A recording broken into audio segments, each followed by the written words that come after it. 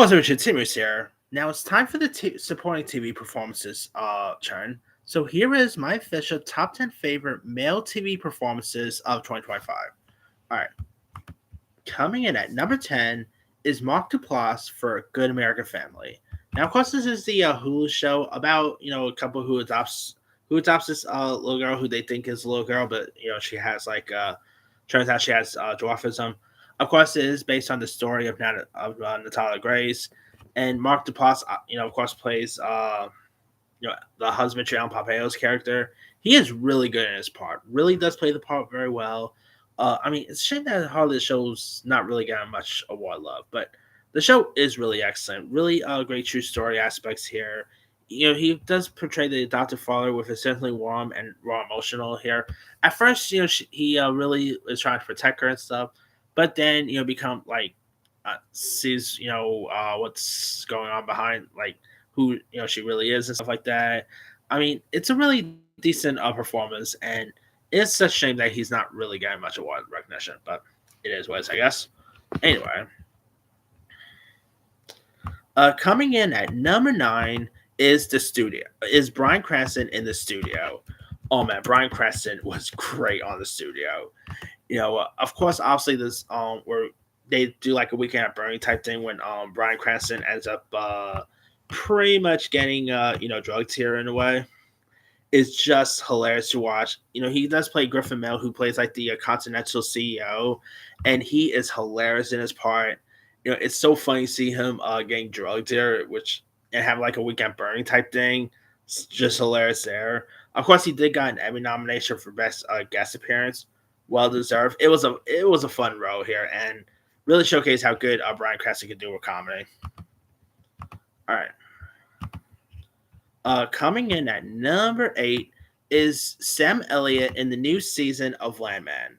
Now he of course is playing like Billy Bob Thornton's father, and man, he is excellent here. Like we're only in 7 episodes so far, and man, Sam Elliott, I'm loving his performance in the show. Like for one, Sam Elliott's voice, man, he always has that really cool deep voice. I don't know what it is.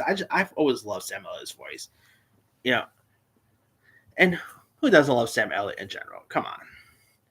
And like the father son chemistry between Sam Elliott and Billy Bob Thornton, I would never put Sam Elliott playing Billy Bob Thornton's dad on my bingo card, but it actually works out pretty well. You can really buy them as father and son, and a really good performance there.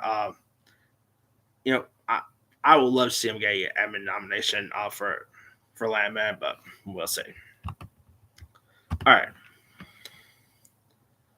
right. Coming in at number 7 is Anthony Ramos for Ironheart.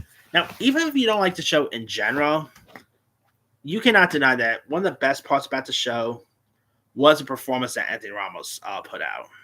I really quite enjoyed him as a Hood. He definitely embodies the role really well. He gives a really decent, chilling performance. Probably one of his best performances since, In the Heights, in my opinion. Like, I've always liked Anthony Ramos. Like, whether it's In the Heights, Hamilton, the guy's always terrific. And here he was wonderful. I do hope we get to see the Hood again. Like, if we don't get to see Ironheart again, I'm cool with that. But I would love to somehow see the Hood again. The Hood was just awesome. All right. Coming in at number 6 is Tom Pelphrey for The Task. Tom Pelphrey was great on the show. He really does play the part very well. Of course, here, if you guys don't know, he does play like the role of a garbage collector who robs like trap houses operated by drug gangs in Philadelphia area.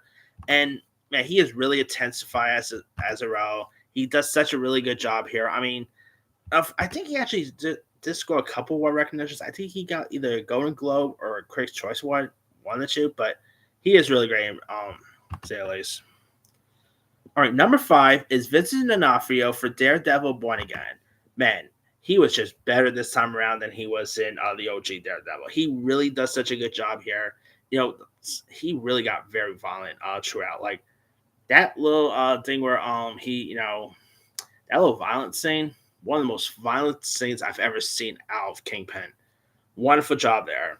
Of course, like I've always liked him as Kingpin ever since Netflix's Daredevil, but man, he really was more great this time around for the Disney Plus version, and can't wait to see him back for season 2.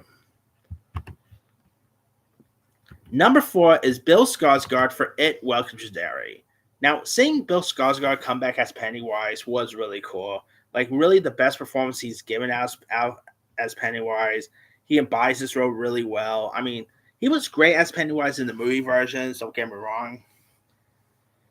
But I feel like he really gave it his all for the TV version. And I do hope we get to see a second season with him coming back. That could be cool because he is just excellent on the show.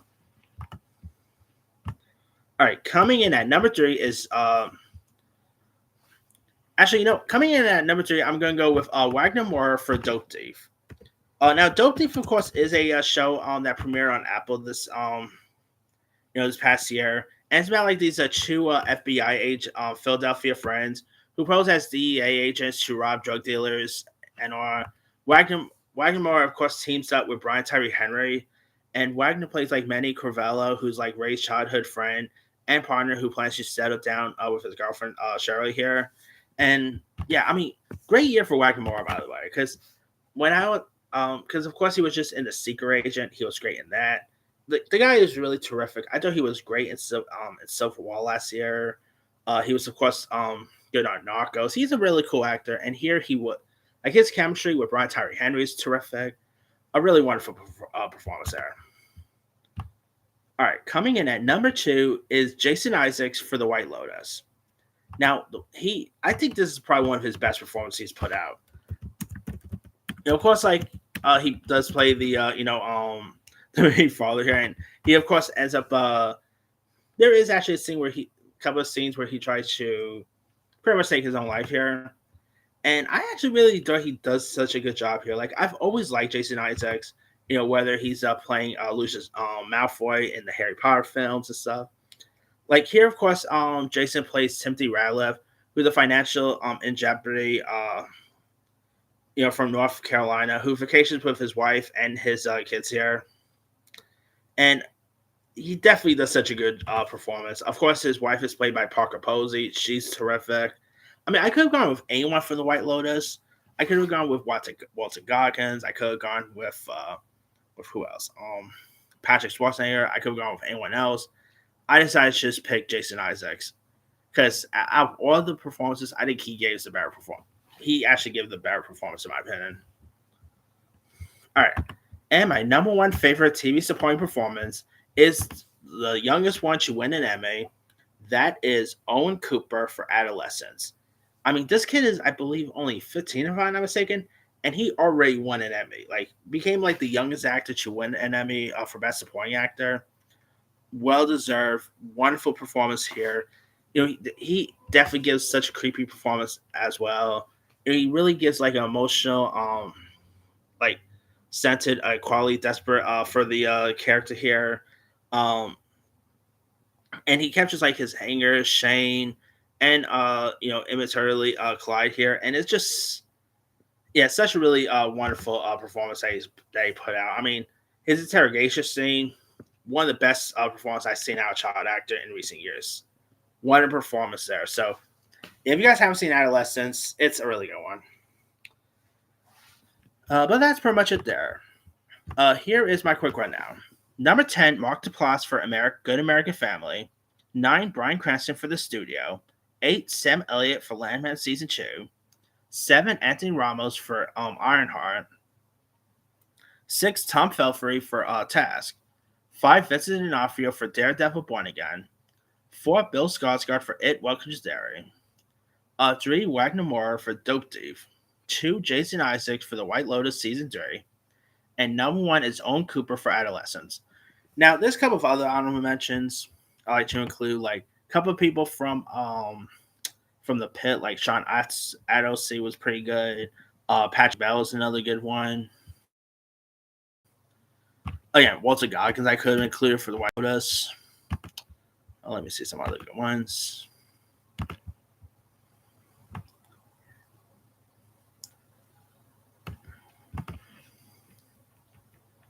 Let's see who else we got here. I could have gone with anyone from from Gina Georgia, probably. Could have gone with maybe John Turturro for Severance. Oh, I could have also gone with Tramel Tillman for Severance. People probably be like, you did not include Tramel. He was great, but all of these I actually prefer a tad bit more. I mean, I could have gone with anyone. Jake Lacey for Or Her For It. Another Duplass brother, Jay Duplass for Dying for Sex is another good one. But let me ask you guys, who are some of your favorite TV male supporting performances of the year? Drop comments below. Don't forget to like, subscribe, hit that bell for notification. This is Sammy Steyer.